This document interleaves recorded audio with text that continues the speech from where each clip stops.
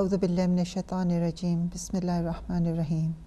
السلام علیکہ یا ابا عبداللہ وعلی الارواح التی حلت بفنائک وناخت برحلک علیک منی سلام اللہ عبد ما بقیت وبقی اللیل والنہار ولا جعلہ اللہ آخر لحظ منی لزیارتکم السلام علی الحسین وعلی علی ابن الحسین وعلی اولاد الحسین وعلی اصحاب الحسین جمیعا ورحمۃ اللہ وبرکاتہ۔ معزز ناظرین، السلام علیکم ورحمۃ اللہ وبرکاتہ۔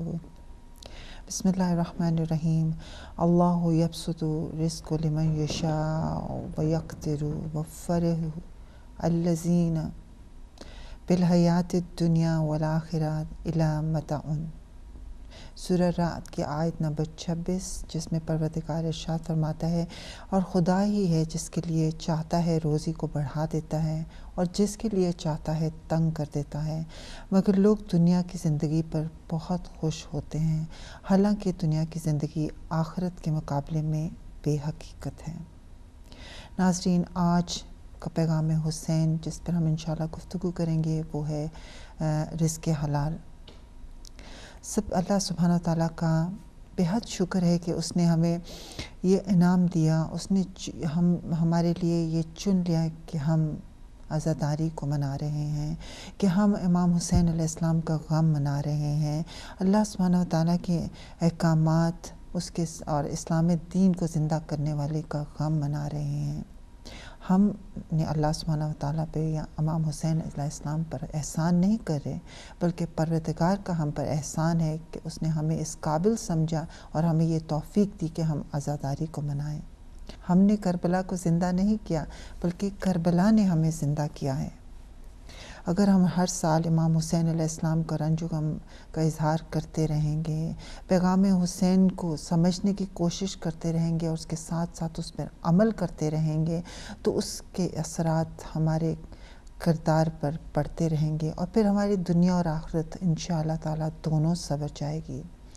پیغام حسین ہمیں جہالت کے اندھیروں سے نکال کر روشنی کی طرف لاتا ہے، ہمیں انفرادی اور معاشرتی بیماریوں کو ہم سے دور کرتا ہے۔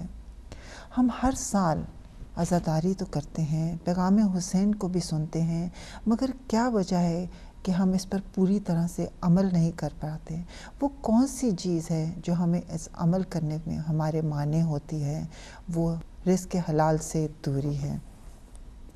آج ہم امام حسین علیہ السلام کے اسی پیغام پر انشاءاللہ تعالیٰ روشنی ڈالیں گے۔ آئیے میں آپ کا تعارف کراؤں۔ میرے ساتھ موجود ہیں محترمہ سیدہ فرحت حسین صاحبہ۔ السلام علیکم ورحمۃ اللہ وبرکاتہ۔ وعلیکم السلام ورحمۃ اللہ وبرکاتہ۔ رزق حلال کے حوالے سے آج انشاءاللہ ہماری گفتگو رہے گی، اور میں چاہتی ہوں کہ امام حسین علیہ السلام نے رزق حلال کے حوالے سے جو پیغام دیا ہے، پہلے ہم اس کو سمجھنے کی کوشش کریں کہ وہ کیا پیغام ہے۔ جی نبیلہ بہن، رزق حلال جیسا کہ بھی آپ نے آیت کی روشنی میں سورہ رعد کی آیت کی تلاوت فرمائی، جس میں اللہ سبحانہ تعالیٰ جو ہے وہ رزق کی ذمہ داری اپنے اوپر لے رہا ہے کہ وہی ہے کہ جو کہ رزق عطا کرتا ہے، کسی کو کثیر رزق عطا کرتا ہے اور کسی کو قلیل رزق عطا کرتا ہے۔ رزق کا نظام، کیونکہ وہ رزاق ہے، اپنی رزاقیت سے رزق کے نظام کو اس نے اپنے ہاتھ میں لیا ہوا ہے۔ بندوں کو صرف اتنا ہے کہ جو رزق ان کے مقدر میں ہے اس کو وہ تلاش کرے، کیونکہ اللہ نے تو رزق کو حلال ہمارے مقدر میں لکھا ہے۔ اب یہ جو تلاش ہے انسان کی، یہ تلاش اس کی جو ہے اس رزق کو جو ہمارے مقدر میں ہے، جو ذرائع ہم اس رزق کی تلاش کے لیے استعمال کرتے ہیں رزق کو حاصل کرنے کے لیے، وہ ذرائع حلال ہونے چاہیے۔ اس کا ہمارے اوپر اللہ نے ہم کو اختیار دیا ہے۔ رزق وہ عطا کرتا ہے، مگر رزق کو اس رزق کو اپنے تک پہنچانے کے لیے جو ذرائع ہیں ان کا جو ذریعہ ہے وہ حلال ہونا، یہ ہماری ذمہ داری ہے۔ امام حسین علیہ السلام نے اس کے حوالے سے، کیونکہ یہ بہت ہی اہم موضوع ہے اور اہم نقطہ ہے کہ جو کہ ہماری کردار سازی پر اثر انداز ہوتا ہے۔ جہاں پر اور چیزیں ہیں، صحبت ہے، تربیت ہے، ماحول ہے، معاشرہ ہے، وہ ہماری شخصیت پہ اثر انداز ہوتا ہے، اس میں ایک رزق بھی ہے، یعنی کہ جو غذا ہم کھاتے ہیں. اور رزق ایک بہت ہی وسیع معنی میں آتا ہے ویسے تو، مگر جس رزق کی ہم یہاں گفتگو کر رہے ہیں وہ رزق ہے جو غذا کی صورت میں ہمارے شکم میں جاتا ہے. تو اس رزق کو حاصل کرنے کے جو جتنے بھی ذرائع ہیں ان کی طرف بھی ہمیں متوجہ ہونے کی ضرورت ہے کہ جس مال سے ہم نے اس رزق کو خریدا ہے وہ بھی جو ہے مال ہمارا حلال ہے. جو ریسورسز ہم نے یوز کی ہیں اس کو پانے کے لیے، وہ ریسورسز جو ہیں وہ صحیح ہیں، حلال طریقے سے ہیں کہ نہیں ہیں. امام حسین علیہ السلام کربلا کے میدان میں، یا آپ اگر مدینہ سے ان کے قیام کی صورت کو لے لیجئے تو ان کے چونکہ قیام ان کا بامقصد تھا، اور چونکہ وہ امام منتخب شدہ اللہ سبحانہ و تعالیٰ کے نواسۂ رسول کے جنہی نے علم لدنی کو لسان رسالت سے سینہ بہ سینہ جن کے قلب میں منتقل ہوا ہے علم، تو ظاہر ہے کہ وہ علم لدنی کا مالک اپنی گفتگو میں بغیر معنی کے ان کے گفتگو نہیں ہے. اس پر تو ہم سب کا جو ہے وہ یقین ہے نا، ہم سب کا اس بات کہ جب امام کوئی گفتگو فرماتے ہیں تو ان کی گفتگو پر از حکمت ہوتی ہے، ان کے کلام میں مصلحت ہوتی ہے، حکمت ہوتی ہے، معنی ہوتے ہیں، اور ہماری ان کے کلام میں ہماری اصلاح کے بے شمار پہلو ہوتے ہیں. امام اتنے اہم قیام کے لیے جب نکلے ہیں تو ظاہر ہے اس پیریڈز میں جو امام کے ایکشن ہیں وہ بہت امپورٹنٹ ہے، امام کے خطبات بہت امپورٹنٹ ہیں، امام نے جس مقام پر جو طریقہ کار اختیار کیا وہ بہت ہی اہمیت کا حامل ہے ہماری کردار سازی کے لیے، ہماری رہنمائی کے لیے. اب امام کے جو خطبات ہیں وہ میں یہ کہوں گی کہ اگر ہم امام کے مسلسل جو خطبات اور جو دعائیں اور جو کلمات امام کے اس قیام کے دوران جاری ہوئے ہیں، اگر ہم ان خطبات پر نگاہ دوڑائیں تو ان کے ہر جملے میں ہماری رہنمائی ہے، ہماری دعوت فکر ہے، اور ہماری اصلاح کا پہلو اس کے اندر پوشیدہ ہے. امام کی زبان سے جو بھی کلمہ جاری ہوا ہے، امام نے اس قیام کے حوالے سے اپنے قیام کے مقصد کو جب بیان فرمایا تو ایک معاشرے کی وہ پکچر واضح کی ہے کہ جو کہ وہ معاشرہ حتماً نہیں تھا کہ جو اسلامی معاشرہ ہونا چاہیے تھا. معاشرے میں اتنی کرپشن تھی، معاشرے میں اتنی برائی تھی، کہنے کو مسلمان تھے مگر ان کے عمل میں، ان کے رویے میں اسلام کی جھلک موجود نہیں تھی. تو جو اتنی کرپشن کا معاشرہ تھا، اب اس معاشرے کی اصلاح کو امام نکلے تھے. جب اصلاح کو نکلے کیا مطلب؟ ایک معاشرے کی بیماری تھی جس کے علاج کے لیے، میں عام انسانوں کی سمجھ تک یہ پیغام پہنچانے کے لیے یہ جملے استعمال کر رہی ہوں کہ معاشرہ بیمار تھا اور اس بیماری کے علاج کے لیے امام نکلے. تو جب بیماری کے علاج کے لیے امام نکلے ہیں اس ٹریٹمنٹ کے لیے، تو طریقہ کیا ہوتا ہے ٹریٹمنٹ کا کہ جو اس کی روٹس ہوں بیماری کی، اس کی نشاندہی کی جائے، اس کی شناخت کی جائے، اور پھر وہ جو بیماری ہے اس کی جو وجوہات ہیں ان وجوہات کی طرف توجہ دی جائے کہ یہ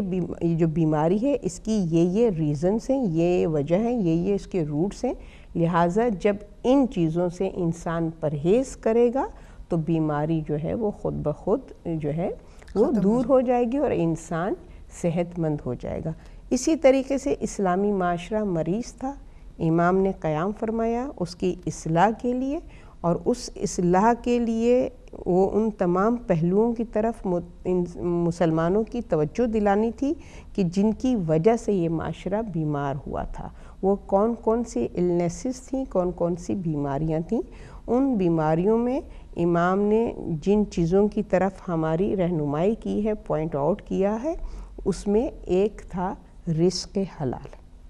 یہاں میں آپ کو تھوڑا سا روکنا چاہوں گی کہ بالکل آپ نے بجا فرمایا کہ رزق حلال کی طرف امام حسین علیہ السلام نے اشارہ کیا, لیکن رزق حلال سے اگر ہم اس میں آج گفتگو کو ذرا وسیع کر کے اس کے اوپر اگر ہم روشنی ڈالیں کہ جو چیزیں بھی رزق حلال میں آتی ہیں, چاہے اس میں جو معاشرے میں برائیاں تھیں وہ بھی اس میں آتی ہیں کہ وہ حرام کام جو انجام دیے جا رہے تھے وہ بھی اس کا اثر ان کے جسم میں موجود تھا, تو اس کی وجہ سے بھی ان کی سوچ جو تھی وہ بدلی ہوئی تھی یا بدل گئی تھی, یا وہ صحیح معنوں میں امام کو, معرفت امام کو سمجھ نہیں رہے تھے. جی. اور اسی حوالے سے اگر آپ تھوڑا سا اس کو وسیع کر کے بیان فرما دیں تو شاید ہمارے لیے یہ اپلائی کرنا ہمیں اپنی زندگی میں آسان ہو جائے گا کہ ہم بھی ان تمام برائیوں سے خود کو دور رکھیں,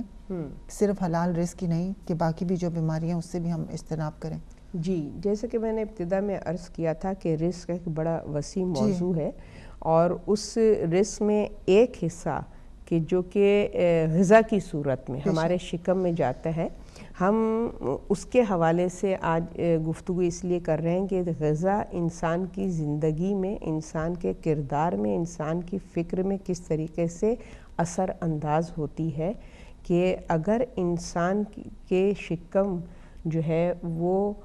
حلال غذا سے پر نہیں ہے تو اس کے سوچنے اور سمجھنے کی صلاحیتیں جو ہیں وہ ختم ہو جاتی ہیں, کمزور پڑ جاتی ہیں, اس کو حق و باطل میں تمیز نہیں رہتی ہے. آپ دیکھیے امام حسین نے جب اپنا خطبہ فرمایا ہے اور امام حسین نے اپنا تعارف فرمایا,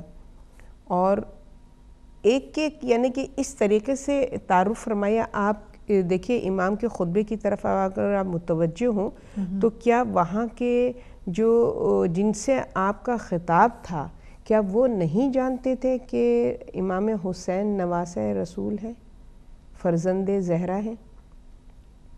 کیا ان کو نہیں معلوم تھا کہ امام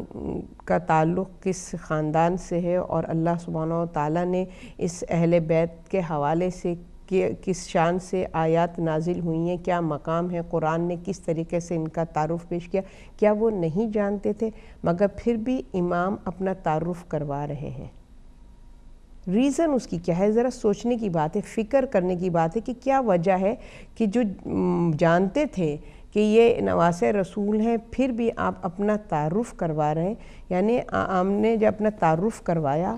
اور اس پر بھی شمر لعیں جیسے لوگوں نے قطع کلامی کی, امام کی توہین کی, اور آپ کو جو ہے وہ جھوٹا قرار دیا, یعنی کہ کہا کہ آپ حق پہ نہیں ہیں, ان کی بات مت سنو, یہ حق پہ نہیں ہے, یہ گمراہی میں ہے. یہ سب جب ان لوگوں کی یہ ان کے جوابات امام کے خطبے سے کے بعد ان کی طرف سے یہ رسپانس ملا, یا تو خاموش رہے یا پھر انہوں نے اس طریقے سے حق بات کو جھٹلانے کی کوشش کی. تب یہاں پر امام نے پوائنٹ آؤٹ کیا کہ تم جانتے ہوئے بھی مجھے نہیں پہچان رہے ہو, اور یہ جو میں تعارف کر رہا ہوں یہ اپنی بڑائی کو ظاہر کرنے کے لیے نہیں, اس حجت کو تمام کر رہا ہوں کہ تمہارے پاس یہ عذر نہ ہو کہ ہم لا علمی میں لائے گئے تھے, ہم سے یہ کہا گیا تھا کہ ایک غدار نے ایک خروج کیا ہے اور امیر شام کی یزید کی حکومت پر جو ہے وہ غلبہ پانے کے لیے یہ ایک موومنٹ تھی, یہ ایک غداری تھی. یہ تو امام نے اس حجت کو تمام کرنے کے لیے اپنا تعارف کروایا ان لوگوں کے سامنے, ہر طریقے سے خاندان کے طریقے سے تعارف کروایا, کلام الہی کی آیات کے ذریعے سے اپنا تعارف کروایا. کیا میں وہ نہیں ہوں کہ جن کی شان میں آیات تطہیر نازل ہوئی ہے؟ حد یہ ہے کہ اپنے لباس سے امام نے تعارف کروایا. اب یہ دیکھیے مادہ پرست لوگوں کو لباس کے حوالے سے متوجہ کیا ہے نا, جو غرور میں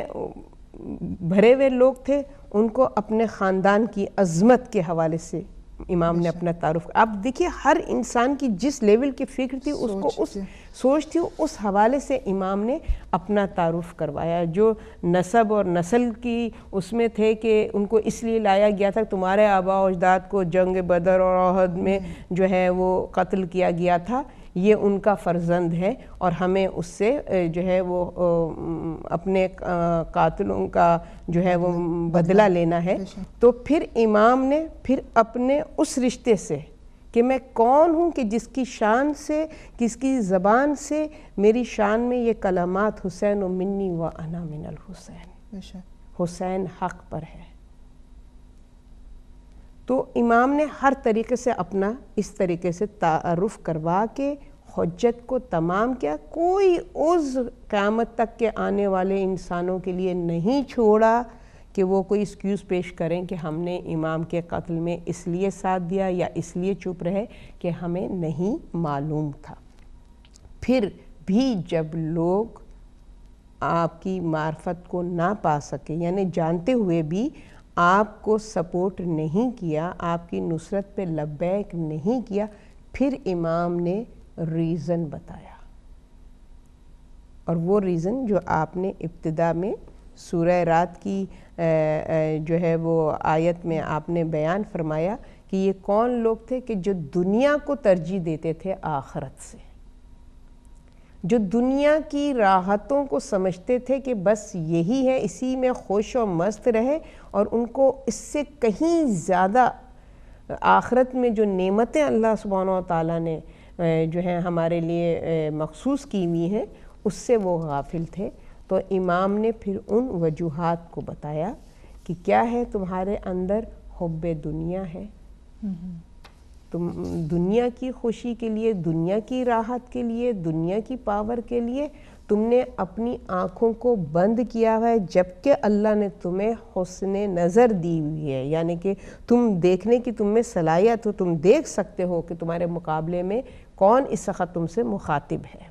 تمہیں اللہ سبحانہ و تعالیٰ نے حسن سماعت دی ہوئی ہے, مگر تمہارے کان بہرے ہوئے ہیں, تمہاری زبانیں گونگی ہوئی ہیں, اور اس کا بڑا ریزن کیا ہے, تمہارے شکم حرام غذا سے پور ہے. جن شکم میں حرام غذا ہوتی ہے ان کے اندر حق دیکھنے کی صلاحیت نہیں رہتی, حق سننے کی صلاحیت نہیں رہتی, اور نہ حق بولنے کی ان کے اندر توفیق رہتی ہے. یہ بھی اللہ سبحانہ و تعالیٰ کی طرف سے رزق عطا ہوتا ہے کہ انسان حق کی معرفت بھی رزق الہی ہے. وَهُوَ يُطْعِمُ, وہی ہے جو رزق عطا کرنے والا ہے, اور کوئی نہیں ہے رزق عطا کرنے والا. اور پھر امام نے فرمایا کہ جس رزق کی تمام میں تم اتنا بڑا قدم, اتنا بڑا گناہ کرنے کا ارادہ رکھتے ہو, وہ رزق تم کو ملنے والا نہیں ہے. کہا تھا نا عمر سعد سے کہ جس رے کی حکومت کی محبت میں تم جو ہے وہ اس وقت مجھ کو پہچان نہیں رہے یا میری آواز پہ لبیک نہیں کہہ رہے, تو میں نواز رسول گواہی دیتا ہوں کہ تمہیں رے کی حکومت کیا اس کا جو ہے وہ ایک گندم کا دانہ بھی کھانے کو تمہیں نہیں ملے گا. بے شک. اور امام نے ظاہر ہے اس کو یہ بھی کہا کہ تمہیں بستر خواب پہ قتل کر دیا جائے گا, اور جب یہ کہا کہ گندم پہ ایک دانہ نہیں ملے گا تو آگے سے اس نے کہا کہ اچھا میں جو کا دانہ جو کھا لوں گا. آپ یہ دیکھ لیجیے. جی بالکل, یہ اس کی غفلت, اور وہ کیا, وہ اس رزق بجائے اللہ سبحانہ و تعالیٰ سے وہ ان کو رزاق بنایا ہوا تھا کہ جو کہ اس کو حق سے دور کرنے والے تھے. اسی ابھی جیسے آپ نے عمر سعد کی بات کو بیان فرمایا کہ عمر سعد جو تھا اس کے اندر محب اہل بیت تھی, وہ رسول خدا سے محبت رکھتا تھا, لیکن دنیا کے لالچ میں آ کے اس نے اپنی یہ جو محبت تھی اس کی عوض بیچ دی. کیونکہ جب اس کو ابن زیاد نے جب کہا کہ تمہیں یہ کام کرنا ہوگا اور تمہیں کربلا میں جانا ہوگا, امام رسول خدا کے نواسے کے ساتھ جنگ کرنا ہوگی, تو اس نے کہا میں کیسے کر سکتا ہوں, جی لیکن جب اسے رہ کی حکومت کا لالچ دیا تو وہ کیسے اس حکومت کے لالچ میں آ کے، تو کیا چیز تھی جو اس کو جس نے اس کو اس نیک کام کرنے سے روک دیا؟ آپ کیا کہیں گی؟ جی نبیلہ بہن، بہت ہی بہترین آپ کا سوال ہے، اور یہ ظاہر ہے کہ ہم جو یہ موضوعات ڈسکس کر رہے ہیں وہ اس لیے کہ ہم جو فی زمانہ اپنے امام کے منتظر ہیں، اور ہمارے انشاءاللہ امام بھی بہت جلد بحکم خدا قیام فرمائیں گے، تو ہمیں ان تمام چیزوں کی طرف ہماری آگہی ہونی چاہیے کہ ہمارے بھی امام حل من الناس ینصرون کی صدا بلند کرے گا، تو کہیں ایسا نہ ہو کہ ہم ان کی صدا پہ لبیک نہ کہہ سکیں۔ تو اس کے لیے ضروری ہے کہ ہم تمام ان عمل کو بجا لائیں، اس کی طرف متوجہ ہوں کہ جو ہمارے اندر حسن بصیرت اور حسن سماعت، حق سننے اور حق دیکھنے کی اللہ سبحانہ وتعالی ہم کو عطا کرے، اور ان تمام چیزوں سے اجتناب کریں کہ جو ہماری ان حصوں کو کمزور کرتی ہیں اور ہم کو غفلت کی طرف متوجہ کرتی ہیں، اور حق شناسی ہمارے اندر سے ختم ہو جاتی ہے، اور یہی ہماری کوشش ہے کہ ہمارے اندر وہ ہسٹری ریپیٹ نہ ہو، اور ہمارا شمار اہل کوفہ میں نہ ہو، افواج یزیدی کی جو فکر تھی اس میں ہمارا شمار نہ ہو۔ تو اس کے لیے وجہ کیا ہے؟ ہمیں اس بات کی طرف کہ کیوں محبت رکھ کے بھی، جیسے کہ آج بھی بہت سے لوگ ہیں جو اہل بیت کی محبت کا دعویٰ کرتے ہیں مگر پھر بھی وہ اپنے دعوے میں سچے نہیں ہوتے، زبان تو ان کی کہتی ہے مگر دل اس کے اوپر عمل نہیں کر رہا ہوتا ہے، اور وہ بیچ مجدار میں، وہ کہنا چاہیے دو کشتیوں میں سوار رہنا چاہتے ہیں۔ تو اس کی ظاہر ہے کہ وجوہات کیا ہیں؟ اس کی وجہ یہ ہے کہ دیکھیے آج ہم چونکہ رزق کے حوالے سے گفتگو کر رہے ہیں، تو اللہ سبحانہ تعالیٰ سورہ ہود میں ارشاد فرماتا ہے وَمَا مِن دَابَّةٍ فِي الْأَرْضِ إِلَّا عَلَى اللَّهِ رِزْقُهَا، کہ اس زمین پر کوئی چلنے والی چیز ایسی نہیں ہے کہ جس کے رزق کی ذمہ داری اللہ پر نہ ہو، ہے نا؟ جب ہم اللہ کو رزاق جانتے ہیں اور ہم سمجھتے ہیں کہ وہ ہمارے رزق کا ضامن ہے، تو پھر ہمارے اندر وہ قدرت پیدا ہو جاتی ہے کہ ہم حق کے لیے کھڑے ہو سکتے ہیں، کیونکہ ہمیں معلوم ہے کہ دینے والا اس کی ذات ہے، دنیا سے پھر ہم جو ہیں وہ طالب نہیں رہتے ہیں۔ مگر جہاں یقین ذات رب العزت پر نہ ہو، جہاں انسان یہ سمجھے کہ نعوذ باللہ اللہ سے زیادہ ہم میں قدرت ہے کہ ہم اپنا مستقبل سنوار سکتے ہیں، ہم اپنی زندگی کو بہتر بنا سکتے ہیں، ہم اپنی خواہشات کو فلفل کر سکتے ہیں، تو جب ہم اللہ سے دور ہوتے ہیں اور اللہ کو رازق نہیں جانتے، اپنے رزق کو خود سمجھتے ہیں کہ ہم جو ہیں وہ خود اپنے رزق کے مالک ہیں، تو پھر کیا ہوتا ہے؟ تو پھر ہم جو ہیں وہ تلاش کرتے ہیں ان راہوں کو جہاں سے ہمیں کم وقت میں زیادہ سے زیادہ رزق، زیادہ سے زیادہ کمفرٹیبل لائف ہم کو مل سکتی ہے۔ تو پھر اس کے لیے ہم جو ہیں وہ بجائے اللہ کی غلامی کے، اگر اللہ کی غلامی کریں تو اللہ ہمیں تمام حاکموں سے کی غلامی سے ہمیں آزاد کرتا ہے، مگر بدنصیب انسان ایک اللہ کی غلامی چھوڑ کے ہزاروں کی غلامی کو قبول کرتا ہے۔ یہ اس کی بدنصیبی ہے کہ جب اللہ کی غلامی کو چھوڑ کے جب ہم دوسروں کی غلامی کو قبول کرتے ہیں تو پھر ہر قدم پر ہم کو وہ حاکم ملتے ہیں جن کے آگے ہمیں اپنے سر کو جھکانا پڑتا ہے اپنی خواہشات کو پورا کرنے کے لیے۔ اور جس طریقے سے امام حسین کو علم تھا کہ لوگوں کے اندر جو یہ برائی ہے، لوگوں کے اندر جو یہ غفلت ہے، اس کا ریزن کیا ہے، اسی طریقے سے یزید کو بھی معاشرے کی ویکنیسز کا پتہ تھا،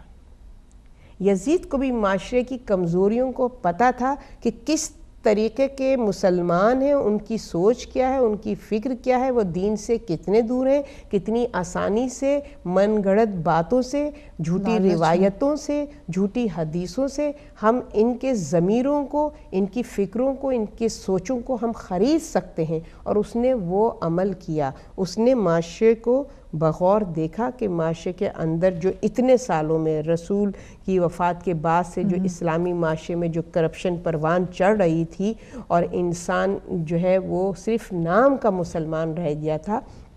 تو اس نے ان کی ویکنیسز کو دیکھا اور اس سے اس نے فائدہ اٹھایا۔ جس کے اندر حب مال تھی اس کے آگے مال کی پیشکش کی، جس کے اندر عیاشی تھی کہ دین سے کی شریعت کی پابندیوں سے اپنے آپ کو آزاد کرنا چاہتا تھا، اس نے ان کے لیے وہ چیزیں فراہم کیں، شراب خوری عام کر دی۔ یعنی جتنی بھی کرپشن تھی ان کو وہ جو ڈیمانڈ تھی معاشرے کی، کرپٹ معاشرے کی جو ڈیمانڈ تھی، یزید اس کو پورا کرنا کا وعدہ کیا نہیں پورا۔ آپ دیکھیے تاریخ کو، اگر آپ تاریخ کربلا کو دیکھیے، بعد از شہادت امام حسین جتنے بھی یزید نے پرومسز کیے تھے، کوئی ایک پرومس اس نے فلفل نہیں کیا۔ اور جب یہ یزید کے بہکاوے پر ان لوگوں نے اتنا بڑا قدم اٹھایا کہ اپنی عقل سے کوئی استعمال نہیں کیا اور یزید کے تابع ہو گئے، اور وہ کام، وہ گناہ کبیرہ کر بیٹھے کہ جس کی کوئی معافی نہیں ہے، جس کی کوئی معافی نہیں ہے۔ اور جب وہ اپنے اس کام پر شاباش لینے کے لیے دربار ابن زیاد میں گئے، وہ مکر گیا، دربار ابن یزید میں گئے، وہ مکر گیا، اس نے ان کے اس فعل کو انہی پر پلٹا دیا کہ تم نے جو ہے یہ کام کیا ہے، میں اس سے بری ذمہ ہوں۔ تو اتنی بڑی حقیقت کربلا کی، یہ ہمارے لیے اتنی بڑی حقیقت ہے اپنی اصلاح کے لیے، اپنی آنکھیں کھولنے کے لیے کہ جو طاغوتی طاقتیں ہیں وہ کبھی بھی آپ کی نہیں ہوتی ہیں، وہ اپنی طاقت کو، اپنی حکومت کو مضبوط بنانے کے لیے آپ کو استعمال کرتی ہیں، آپ کے ضمیروں کو خریدتی ہیں، آپ کی خواہشات کو خریدتی ہیں، اور جب ان کی وہ ضروریت پوری ہو جاتی ہے تو وہ پھر آپ کی طرف سے منہ موڑ لیتے ہیں۔ آج کے بھی حکمرانوں کو دیکھ لیجئے، وہ بھی یہی کر رہے ہیں۔ تو امام نے اس کی طرف لوگوں کو متوجہ کیا کہ اگر تمہارے شکم حرام غذا سے پر نہ ہوتے تو تمہارے اندر صلاحیت ہوتی حق و باطل میں تمیز پیدا کرنے کی، لہٰذا اس کو آسان مت سمجھیں کہ یہ تو لذت ہے زبان کی، پیٹ میں گیا پھر وہ فضلہ بن کے نکل گیا، یہ مت سوچیں۔ یہ غذا جو ہماری روح پہ اثر کرتی ہے، اس کی جو کہنا چاہیے غذا کے جو اجزاء ہیں وہ اپنی تاثیر جسم پہ چھوڑ جاتے ہیں، اور جو غیر ضروری چیز ہوتی ہے وہ جسم سے باہر جاتی ہے، اور وہ اثرات جو اجزاء ہمارے جسم پہ اثرات پیدا کرتے ہیں وہ بہت نقصان دہ ہیں اگر کہ ہماری غذا میں رزق حلال شامل نہیں ہے۔ رزق حلال سے مراد ابھی اس میں ایک اور پوائنٹ بھی ہم یہاں لا سکتے ہیں، جو رشوت سے یا حرام طریقے سے کمایا گیا پیسہ ہو، وہ بھی رزق حرام میں آتا ہے، اور اس سے جو بھی ہم خریدتے ہیں تو وہ بھی ہمارے اندر ایسے ہی جاتا ہے کہ جیسے ہم رزق حرام کھا رہے ہیں۔ تو ہمیں اس چیز پر بھی غور کرنا چاہیے کہ جو بھی ہم رزق کھا رہے ہیں وہ حلال رزق سے کمایا گیا ہو اور وہ حلال طریقے سے اس کو ذبح کیا گیا ہو، جو بھی چیز ہم کھا رہے ہیں یہ حلال طریقے سے بنایا گیا ہو، کیونکہ یہ دو پوائنٹ اسی حوالے سے، جیسے شروع میں آپ نے بھی ذکر فرمایا کہ ہم صرف حلال رزق کے حوالے سے گفتگو کریں، اور اسی کا یہ اینڈ پوائنٹ یہی ہے کہ یہاں پہ کنکلوژن ہم یہاں کرتے ہیں کہ جو حلال رزق نہیں کھاتا اس کا اندر سے وہ جو نفس ہے وہ کمزور ہو جاتا ہے، روح کمزور ہو جاتی ہے، نفس حاوی ہو جاتا ہے روح پہ، اور اس وجہ سے وہ پھر دوسرے جو برے کام ہیں وہ بھی انجام دینے لگ جاتا ہے۔ تو ہمیں اس بات پہ غور کرنا چاہیے، جیسے ابھی میں نے عمر سعد کی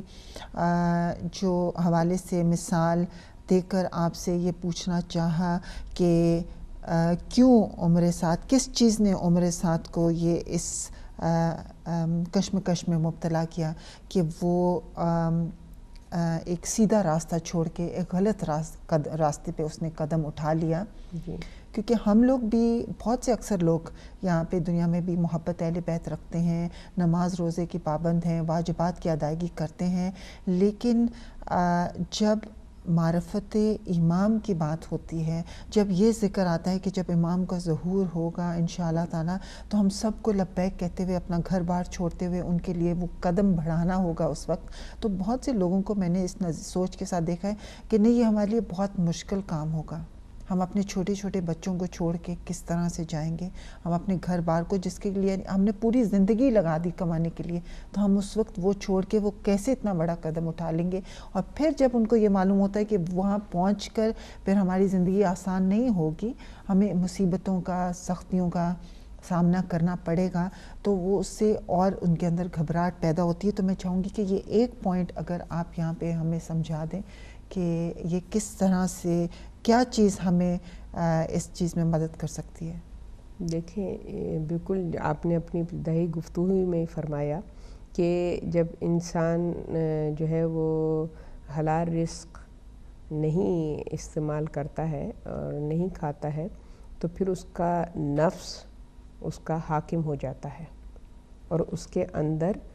نفس کی سرکشی پر کنٹرول کرنے کی جو صلاحیت ہے وہ کم ہو جاتی ہے اور آہستہ آہستہ وہ ختم ہوتی چلی جاتی ہے۔ جب ظاہر ہے نفس حاکم ہوتا ہے تو نفس ہمیشہ سرکشی سکھاتا ہے، نفس ہمیشہ اس چیز کی طرف ہمیں اٹریکٹ کرتا ہے کہ جو کہ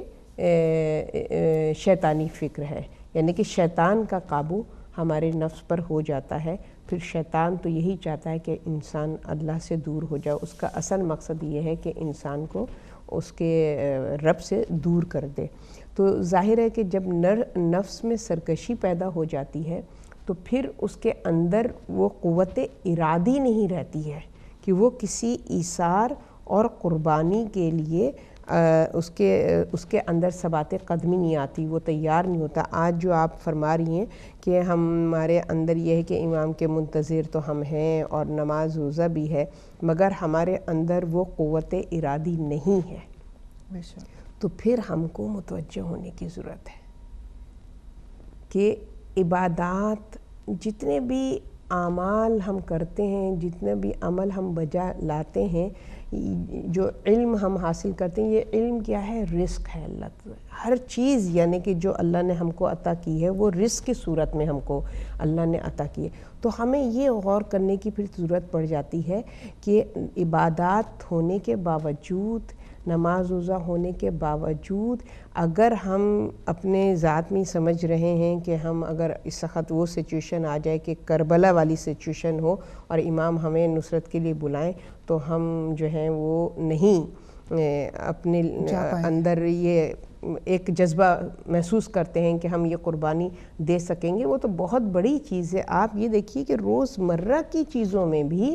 ہم کتنے کمزور ہیں، کتنے اسیر ہیں اپنے نفس کے، کہ روزمرہ کی زندگی میں بھی آپ دیکھیے تو ہم اپنے بچوں کو نماز کے لیے جو ہے اگر وہ گیم کھیل رہے ہیں یا وہ سو رہے ہیں تو ہمیں اٹھاتے ہوئے ان کو کچھ تکلیف سی ہوتی ہے کہ بچہ جو ہے وہ ڈسٹرب ہو جائے گا، ہے نا؟ کیا ہے کہ ہماری جو ویلیوز ہیں وہ نہیں ہیں جو ہونی چاہیے، ہماری جو پرائرٹیز ہیں وہ نہیں ہیں جو ہونی چاہیے، جس کی وجہ سے ہمارے اندر قوت ارادی اور قربانی اور اثار کا جذبہ ہمارے اندر سے ختم ہوتا چلا جا رہا ہے۔ تو اس کے لیے ظاہر ہے کہ ہمیں یہ دیکھنے کی ضرورت ہے کہ ہمارا جو طریقہ زندگی ہے نبیلہ بہن، اس میں ہم کتنے آنیسٹ ہیں، یعنی جو حلال فکر ہے وہ ہمارے اندر ہے کہ نہیں ہے، حلال سوچ ہمارے اندر ہے کہ نہیں ہے۔ اب آپ یہ دیکھیے ہم کیا رزق حلال کو کس طریقے سے سمجھتے ہیں کہ وہ جس طریقے جو جانور ہمارے لیے حرام کیے گئے ہیں ان کی غذا نہیں کھانا، یہ رزق حلال ہے، یا ہم یہ کہتے ہیں کہ جس طریقے سے اسلامی طریقہ جو ذبح کرنے کا ہے وہ اگر نہیں کیا گیا ہے تو وہ گوشت ہمارے لیے، اس میں کوئی شک نہیں، یہ حرام کے اس میں آتا ہے، مگر جو ہماری سورس آف انکم ہے، یعنی جو طریقہ آمدنی ہمارا ہے، جس طریقے سے ہم آمدنی کما رہے ہیں، اس میں ہم کتنے عدل و انصاف سے کام لے رہے ہیں، کتنے ہم آنیسٹ ہیں۔ اب نماز روزہ ہمارا اپنی جگہ ہے، مگر ایک میں مثال دوں کہ ایک آپ کسی سے کوئی کام کرواتے ہیں، ہے نا، کوئی کام آپ کا کر رہا ہے اور آپ سے جو وعدہ کیا ہے کہ بھئی اس طریقے کا یہ کام کرنا ہے اور وہ اس طریقے سے وہ کام نہیں کرے, اس میں آپ کو چیٹ کرے, ہے نا, وہ چیٹ کیا, تو وہ جو اس کا وہ ہے اس میں بھی یہ فعل حرام آ گیا. یہ فعل حرام ہے کہ جو اس نے مطلب کہ جو وعدہ کیا, جیسے قرآن میں ہے ناپ تول کے حوالے سے, تجارت کے حوالے سے کتنا ہے کہ جو ایک جائز منافع ہے بس اس منافع تک تم جو ہے وہ اپنے منافع کو رکھو, اس سے زیادہ تجاوز نہ کرو. اب اس سے زیادہ اگر تم تجاوز کرو گے تو وہ بھی تم نے ناحق کسی سے مال لے لیا. یعنی چھوٹی چھوٹی چیزیں ہیں جس پر ہمیں متوجہ ہونے کی ضرورت. دکاندار ہے وہ ناپ تول میں جو بات کہی ہے اس بات پہ, یعنی کہ اگر تم نے کہا ہے کہ یہ حلال گوشت ہے اور تم پہ کسی نے ٹرسٹ کیا ہے اور تم اس کو حرام گوشت جو ہے وہ فراہم کر رہے ہو, اور جو آمدنی اس میں سے آ رہی ہے تمہاری, یہ بھی رزق حرام ہے. ہم صرف کھانے کی حد تک حرام اور حلال کو کرتے ہیں کہ یہ کھانے کی حد تک حرام و حلال ہے. ہم یہ نہیں سوچتے کہ ہمیں اس حلال اور حرام کی جو تہ ہے, ڈیپتھ ہے, اس تک ہمیں جانا چاہیے کہ رزق حلال کمانے کے لیے ہمیں کتنا محتاط ہونے کی ضرورت ہے, کتنا ہمیں اس بات کی طرف متوجہ ہونے کی ضرورت ہے کہ ہمیں اپنی جو رزق کی وہ ہے. تو امام نے اس کی طرف متوجہ کیا کہ تمہارے شکم حرام غذا سے پر ہیں, جس کی وجہ سے تمہیں میری بات سمجھ میں نہیں آ رہی ہے, اور اگر سمجھ میں آ بھی رہی ہے تو تمہارے اندر وہ قوت ارادی نہیں ہے کہ تم فیصلہ کر سکو, حق و باطل میں تمیز کر سکو اور تم حق کا ساتھ دو اور اپنے آپ کو جو ہے وہ گناہ کبیرہ سے محفوظ رکھو. امام نے یہ خطبہ دیا اور اس کے بعد جب کوئی جواب نہیں آیا تو امام نے فرمایا کہ اب چونکہ تم نے ارادہ کر ہی لیا ہے, پھر بھی حجت تمام کرنے کے لیے میں تم سے کہتا ہوں کہ مجھے اجازت دو کہ میں کسی ایسے مقام پر چلا جاؤں. اب یہ بھی امام حجت تمام کرنے کے لیے انہیں بتا رہے ہیں کہ ان کی دیکھو کہ ان کے حرام غذا نے, حرام مال نے ان کو کتنا مردہ کر دیا کہ مجھے جو ہے وہ تم اجازت دے دو کہ میں کسی سیف مقام پہ چلا جاؤں, میرا اس سے کوئی سروکار نہیں ہے. اس کے لیے بھی ان کا. پھر امام نے فرمایا کہ اگر تم نے ارادہ کر ہی لیا ہے تو آؤ اے تلوارو, میں دین حق کی بقا کے لیے تمہارے سامنے اپنے آپ کو پیش کرتا ہوں. آؤ تلواروں, مجھے ٹکڑے ٹکڑے کر دو, مجھ پہ تیروں کی بارش کر دو, مگر میں حق کا ساتھ نہیں چھوڑوں گا. جب امام نے یہ جملہ اپنی زبان سے جاری کیا ہے خطبہ اول میں, تو خیمے سے, خیام حسینی سے گریہ کی صدا بلند ہوئی ہے. اور پھر جناب زینب نے فضہ سے کہا کہ میرے بھائی حسین کو بلو. امام حسین آئے اور جناب زینب نے اپنے دونوں بیٹوں کو کا ہاتھ پکڑ کے خیمہ حسینی کی طرف آئیں, امام کے پاس آئیں اور کہا اے وقت کے امام, میں اپنے ان بیٹوں کی قربانی راہ حق میں پیش کرنا چاہتی ہوں. اور امام نے ان کی اس التجا کو, ان کی اس خواہش کا خیر مقدم کیا, ان کو دعا دی اور جناب زینب کے دونوں فرزندوں کو میدان جنگ میں جہاد کے لیے بھیجا. اور پھر تاریخ گواہ ہے کہ جناب زینب کے فرزند جب زخموں سے چور چور خیمے میں لائے گئے, تمام بیبیاں رو رہی تھیں, مگر جناب زینب نے گریہ نہیں کیا, کیونکہ جو آنکھ عشق خدا میں گریہ کرتی ہو, جس آنکھ میں معرفت امام ہو, اس کا مقصد بہت عظیم ہوتا ہے. جناب زینب کے لیے یہ اولاد کی قربانی ان کی نگاہ میں کوئی بڑی چیز نہیں تھی, بلکہ اللہ کی بارگاہ میں دعا کی کہ اے پالنے والے, میری اس ناچیز سی قربانی کو اپنی بارگاہ میں قبول فرما. بے شک, بہت شکریہ, جزاکم اللہ خیر محترمہ فیض صاحبہ. اور بس ناظرین, آخر میں اپنے وقت کے امام کو آن محمد کا پرسہ دیتے ہوئے, زینب نے سنی جب یہ خبر شاہ امم سے مسلم کے پسر خوب لڑے فوج ستم سے، دل ہل گیا رنگ اڑ گیا افراد علم سے، آنسو رخ انور پہ بہے دیدہ نم سے، کام آتا تھا جو سن کے خجل ہوتی تھی زینب، فرزندوں کا منہ تکتی تھی اور روتی تھی زینب، کچھ سوچ کے اتنے میں اٹھی بنت یداللہ، بیٹوں کو چلی لے کے حضور شہ زیجا، روتے ہوئے سب اہل حرم بھی ہوئے ہمراہ، عباس سے اس وقت یہ فرمانے لگے شاہ، جھک جھک کے جو سمجھاتی ہوئی آتی ہے زینب، کیا بیٹوں کو رخصت کے لیے لاتی ہے زینب، وہ پاؤں پہ گرنے کے لیے دوڑ کر آئے، شبیر نے سر دونوں کے چھاتی سے لگائے، منہ پھیر کے اشک آنکھوں سے زینب نے بہائے، خیمے سے چلے شاہ کی ہمشیر کے جائے، کیا دل تھا نہ روتی تھی نہ گھبراتی تھی زینب، سمجھاتی ہوئی ساتھ چلی جاتی تھی زینب، چن چن کے نمودار ستمگاروں نے مارا، لشکر کے علم کاٹ کے سالاروں نے مارا، پیدل جو گریزاں ہوئے اسواروں نے مارا، تیروں کو قلم کر کے کماں داروں نے مارا، عقدہ جو پڑا ناخن نے تدبیر سے کھولا، نیزے کے ہر ایک بند کو شمشیر سے کھولا، ناگاہ بڑھا شمر لعین ناگاہ بڑھا شمر لعین فوج کی صف سے، وعدہ کیا خلعت کا ہر ایک تیغ پہ کف سے، دونوں پہ چلے تیر ستم چار طرف سے، آنے لگی فریاد کی آواز نجف سے، غل تھا کہ نواسوں کو علی کے اجل آئی، سر کھولے ہوئے قبر سے صحرا نکل آئی، الا لعنت اللہ علی القوم الظالمین، اللہم صلی علی محمد وآل محمد وعجل فرجہم، والسلام علیکم ورحمۃ اللہ وبرکاتہ۔